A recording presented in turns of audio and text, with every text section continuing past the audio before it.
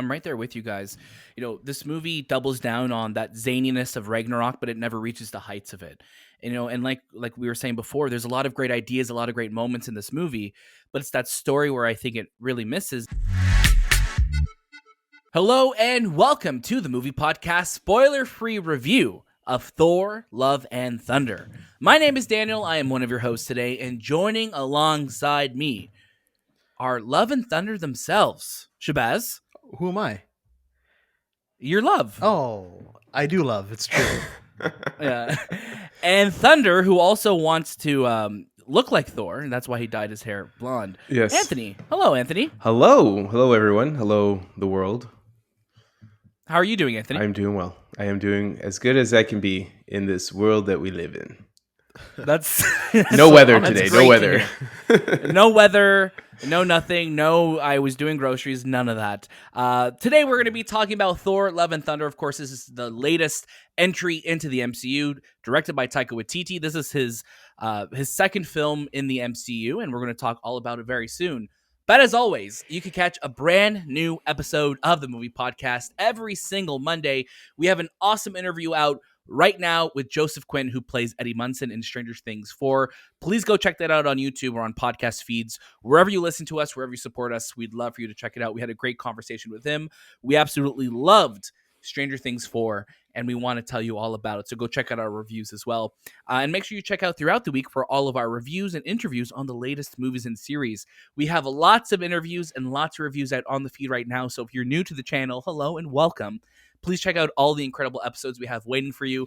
Later this week, you could check out our thoughts on the Season 3 finale of The Boys and another special guest joining us. So we won't reveal yet, but make sure you're following us on Instagram, Twitter, TikTok, and Letterboxd at The Movie Podcast to see exactly who and all the incredible things we have planned for you coming in the future. Because July, we thought it was going to be quiet, but it's not. We have a lot of fun things planned. We have a lot of great movies to watch, and we can't wait to talk all about them. I want to ask, am I missing anything? Should we talk about merch? I'm wearing a shirt right now. I'm wearing a Movie Podcast shirt right now. And if you want to help us, support us, keep the lights and the mics on. Shay, that is a Friends t-shirt. That is a Friends t-shirt. That is not one of ours. What about Anthony? He's wearing he's rocking this on YouTube, you'll see. Rocking a tank top. I'm just wearing a tank top. It's summer outside, man. I just want to enjoy freedom. What part of Brooklyn are you from, Anthony? You can't. What part of Brooklyn? Wear tank tops. Yeah. Is there like a north, south, and east, west of Brooklyn? Is that? I guess I'm north of Brooklyn.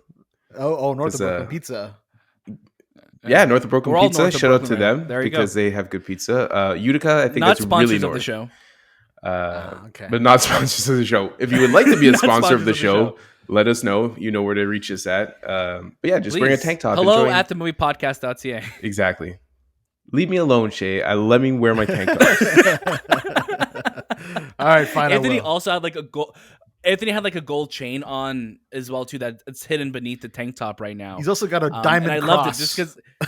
Yeah, because it looked like he was about to challenge us in a rap battle, it was just so good. He just had such an intense face on, but I love. He was holding his podcast mic up in the air like this. Anthony, why are you holding it like that, so close to your mouth? No, we tease. We love Anthony's new look. I think it suits him so well. We haven't gone to talk about it too much on the show, but we love to joke here on the show, obviously, but we do it like brothers. Yeah, we like to jest.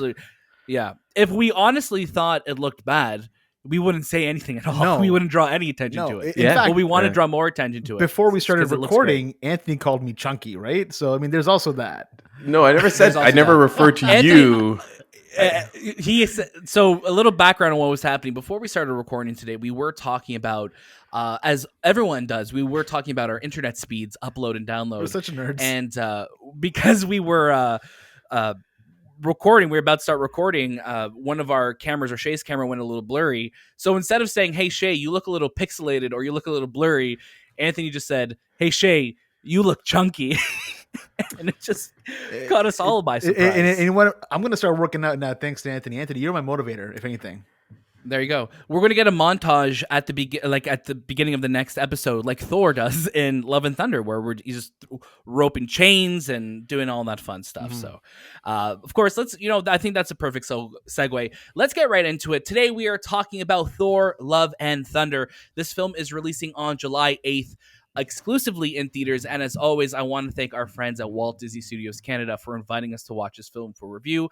We already let you know that this film is written and directed by Taika Waititi. You'll know him from Jojo Rabbit, Thor Ragnarok, What We Do in the Shadows, Hunt for the Wilder People. He has done and directed so many incredible films over the last couple years, and we're about to talk about another one. This film also stars Chris Hemsworth, who is returning to the role of Thor, Natalie Portman, who is also returning after a long hiatus from the MCU, Tessa Thompson, Christian Bale making his MCU debut, and of course Taika Waititi. We're going to get Anthony to tell you all about it. Thor: Love and Thunder finds the god of thunder on a journey unlike anything he's ever faced, a quest for inner peace. But Thor's retirement is interrupted by a galactic killer known as Gorr the God Butcher, who seeks the extinction of the gods. To combat the threat, Thor enlists the help of King Valkyrie, Korg, and ex-girlfriend Jane Foster, who, to Thor's surprise, inexplicably wields the magic hammer Mjolnir. As the mighty Thor, together they embark upon a harrowing cosmic adventure to uncover the mystery of the God Butcher's vengeance and stop him before it's too late. I was going to say Mjolnir. I was going to say Mjolnir, and I was going to say Jonathan, but not Jonathan. Not Jonathan.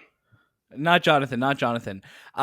Going into Thor: Love and Thunder, it's the big, I think, thing surrounding this film. There were two things. It was Natalie Portman returning and getting, former Batman actor Christian Bale joining the MCU as Gorr the God Butcher. Shay, start us off with your first reactions to Thor: Love and Thunder.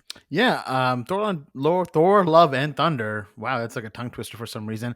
It's a movie that I was really looking forward to. I mean, we love Marvel movies here. We have a great time with them. We love talking about them as honestly as we possibly can, because I think as much as we are fans, we do acknowledge the criticisms of the MCU as well.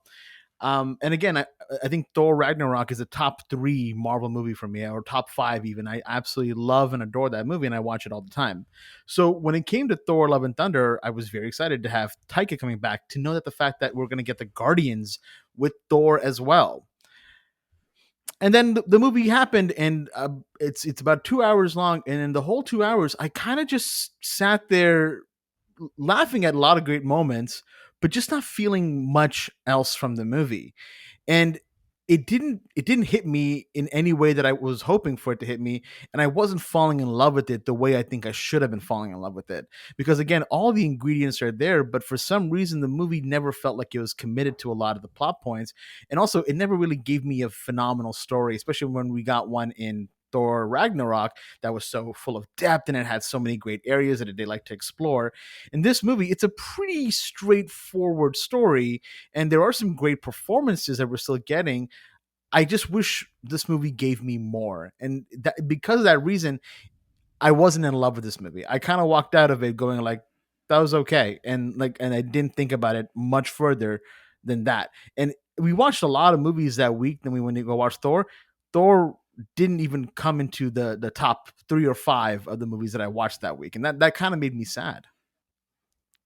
No, and I think that's totally fair, and I think I wanted to pick up right where what you mentioned, Shay, that this movie has a lot of great ideas, and this movie has tons of great ideas, and it's awesomely colorful, and there's really cool moments. But I think it's the story where it misses, and I think it's because the scale of the story feels very small. And I don't think each moment was really given it enough time to breathe and, kind of live in those moments. Like you said, there's a lot of funny moments, and we were laughing throughout this movie. It is very funny, but it's very Taika Waititi. And I think you if you know what to expect from Taika, you're gonna get that delivered in this movie. He has a very distinct type of style, and when it works, it works. And I think there's other moments in this movie, comedy-wise, that maybe almost take a break for laughter. That you'll see in this movie throughout, where it's just like, yes, this was funny, but we may be staying in this moment too long. We're maybe letting this joke run on too long. But let's get Anthony in here, and then we'll start talking a little bit more about it. So, Anthony, what are your first reactions to Thor: Love and Thunder? Just like Shay, it's probably one of my most anticipated films of the year. When I went into it, I was super excited. I thought the intro to this film started so different compared to a lot of other Marvel movies. I'm like, man, this is going to be a different version. This is going to be feel different. This Taika's just won an Academy Award. Now he's this is like his first movie back. This is going to elevate that Thor that we love so much from Ragnarok, and I love Ragnarok. But just like Shay, like the story just didn't leave the impact that I was hoping for. It felt bland to me. It just felt small scale, and I kept asking myself, like, is this the Thor movie number 4? Is this the story we want to tell with Thor as the fourth version of his film? And I I, I kind of like I looked at you guys once the movie was done, and I was scared. I'm like, am I the only one who's feeling the same way, that this story just didn't connect with me? Even Jane Foster, who I loved on the screen, but just her presence was so small scale, and I wish there was more of her. I'm just surprised that I didn't like it as much as I thought I would. The comedy's there, but the comedy's repetitive, and a lot of the action sequences feel like Ragnarok, but almost like not elevating that, but to the point where they're almost duplicating shot for shot, like the slow motion, wide shot, jump scenes, and all that. It just didn't leave the impact I was looking for. I get it. And and I think that's totally fair. And I'm right there with you guys. This movie doubles down on that zaniness of Ragnarok, but it never reaches the heights of it.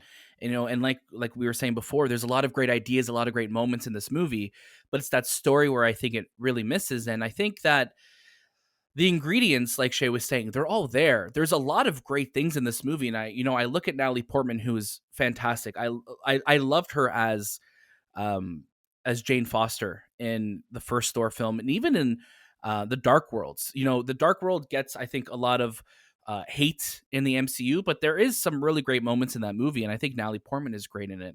And it was really exciting to have her return, and her return in this film.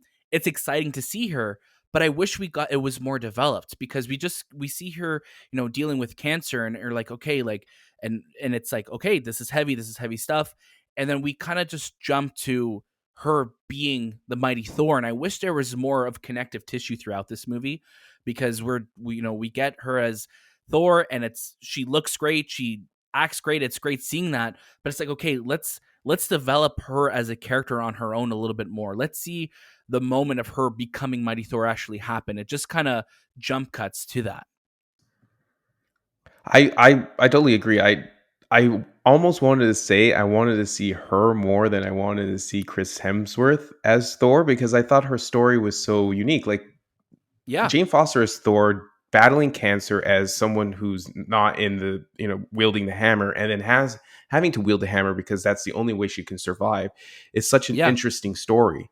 That's a movie in itself. And That's a series in itself, right? I feel like that element was cheapened out by Thor's story, which was just, I just want to be Thor and I want my hammer back. You know what I'm saying? Like, it was almost that there is an Great important voice, by the way. Great Chris Hemsworth impression. I just by the way. there's this story where you have something really sad happening, and in the books Yes. it really showcases her journey in self-discovery in terms of Right. her becoming Thor, or the mighty Thor, and living this world, and then juxtaposing it with, oh, I'm actually still dying of cancer at the end of it. Right. And I almost wish this was Thor 4 was the mighty Thor, like her The journey, mighty Thor. and then not Chris, because Chris Hemsworth was great, but it's the comedy that brings it down at times. And I know a lot of people love comedy, but not every Marvel movie can just be, you know, funny Thor. Like, there has to be serious moments, and For sure. that's where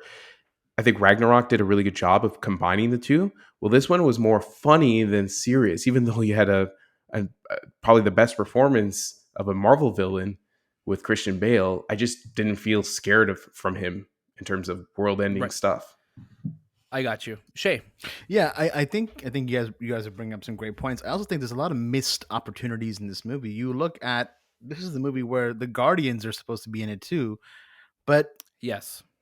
are they though? They're in the movie for maybe a total of 5 minutes, and again, it's more montage based, and then we kind of move on from that. We also have Valkyrie, who was, Tessa Thompson is an absolute standout in Ragnarok, But in this movie, she's not really given much to do, and it just kind of feels like every moment we're trying to come up with a reason to kind of keep her relevant in this film. Whereas it seems like there could be a great story to tell, maybe even a great Disney Plus series to tell about New Asgard and how she's been dealing with keeping it up and running. But in the movie, it just Yeah. felt like anytime they wanted to kind of include a character, oh, how can we include her? And I think that's where the film suffers a lot. You have a shortened runtime as well. So you go to a couple of different places, but you don't really expand too far out. And the movie is a through straight line of going from let's find Gore the God Butcher. And that's it. And you kind of get there and you get some shoddy CGI while you're going on this journey as well. You get some jokes that, like you mentioned, Daniel, that are just they kind of wait for you to get to the punchline, and they're kind of hanging there like, you get it, like we did the joke, did you get it though? And that's where it kind of really suffers. And I love Korg. I think Korg is great as well, but again, he's also not given much to do in this movie either. It just feels like they wanted to make this a Thor and Mighty Thor film, but they should have just made it a Mighty Thor movie. It should have been Jane Foster on her journey of self-discovery, kind of going out there fighting Gore the God Butcher, and Thor is there as well, and he's dealing with his own existential stuff or dealing with his own life, whatever it Right. has to be. But again, the missed opportunities of Guardians and missed opportunity of Tessa Thompson's Valkyrie was, I think, a huge crux of this movie as well. Yeah, and I would have loved to see more Guardians in it. Like you said, Shay, they're kind of relegated to the beginning of this film. Some beautiful visuals with them, though. We've seen in that there's a trailer shot of them, kind of walking through fire with Thor, and it looks really cool. But again, it's a very very short moment in a montage within the movie, and that's kind of where I'm at. There's so many great ideas, so many great visuals, so many awesome characters in this movie, but it's a short runtime and nothing's really given enough time to develop. Anthony, you mentioned Gore the God Butcher, as you did too, Shay.